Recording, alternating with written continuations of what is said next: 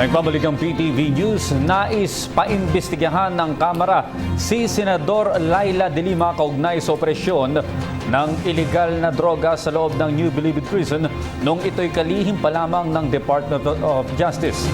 Ayon sa mga mambabatas, nais nilang malaman kung bakit sa kabila ng sunod-sunod na raid na ginawa ng mga otoridad sa Bilibid ay hindi pa rin napigil ang mga drug syndicates roon. May ulat si Jervis Manahan.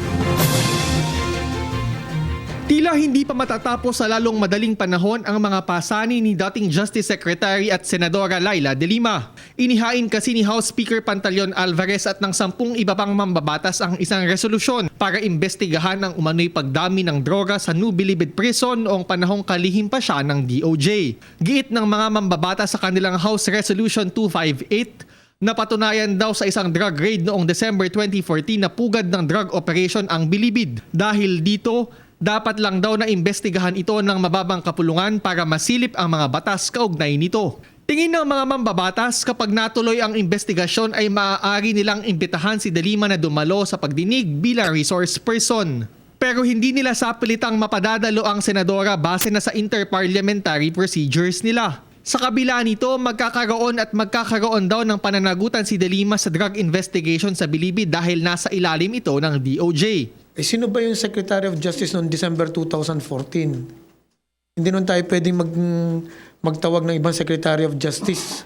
Posible rin daw na imbitahan yung mga inmate na sangkot sa drug trade sa loob ng NBP kung naaayon ito sa batas. Kung kailangan nila mag-attend, kailangan din nating tingnan yung procedures ng bringing prisoners to a hearing. Kinontra naman ito ng kaalyado ni de Lima na si Ifugao Congressman Teddy Bagilat.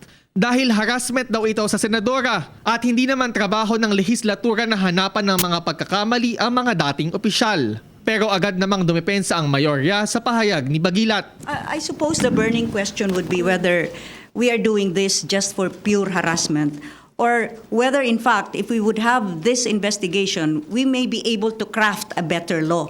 Kasi naman itong investigation is not for any other purpose but it should be in aid of legislation. Nasa Committee on Rules na ang resolusyon sa ngayon at kung sakaling maisasagawa, tiniyak ng mga mambabatas na magkakaroon sila ng oras para dito. Kahit na gumugulong pa ang budget deliberation at magsasagawa ng CONA sa susunod na taon. Jervis Manahan, PTV News. Ako po si Cathy San Gabriel. Subscribe na sa PTV YouTube channel. I-click lang po ang subscribe button.